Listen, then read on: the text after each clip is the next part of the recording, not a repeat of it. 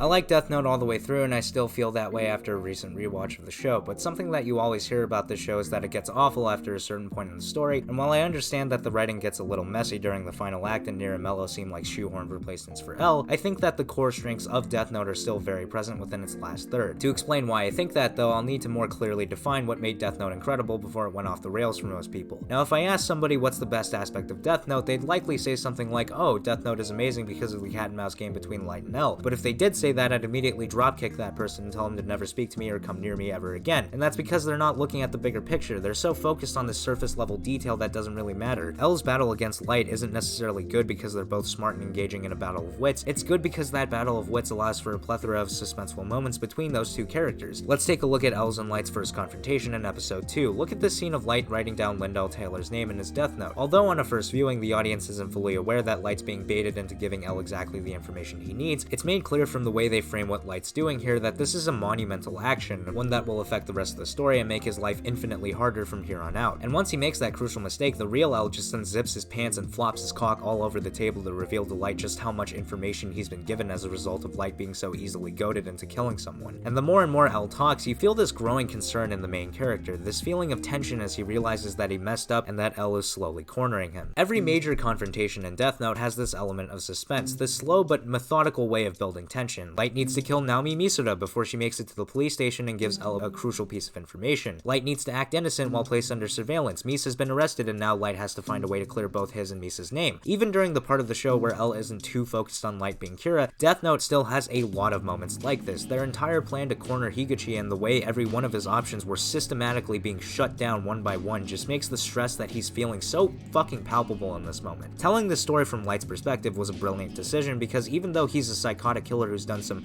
truly horrendous things, seeing the events of the story unfolding from his perspective lets you go through the same thing that he is. This constant fight for his life, the idea that one wrong move will be the end of him, always being under pressure and experiencing the utterly terrifying moment of almost getting caught and sentenced to death. This feeling is amplified by the genuinely brilliant direction being put on display here. Look at the scene of L just watching Light study in his room, this uneventful moment of him just thinking to himself, occasionally speaking to Light's father, and ultimately starting to suspect Light. This scene is good on its own, but what really sets Death Note apart is how it can bounce between these quiet moments and the super over-the-top ones with this incredibly exaggerated sense of motion and purpose. This director is so good at putting you in these characters' shoes and presenting how they each view the situation in exciting ways, from the dynamic animation and scene composition to smart cuts in the editing and the blood-pumping music in the background. Death Note isn't just fun to watch, it's exhilarating, and no matter what part of the show you're watching, that never dies. Even in Death Note's final act, the suspense and tension is still there in spades. While Nier and Mello get the short end of the stick because they're following up L, I still think they serve their purpose well. They're there to give Light another obstacle, and that in turn leads to another cat and mouse game, and that in turn leads to more of what this writer and director are both good at, building tension and suspense for the purpose of providing the most entertainment possible. I love Light and Nier's final confrontation. It's framed in a way that makes it genuinely hard to tell who would win between the two. The atmosphere is right. It's also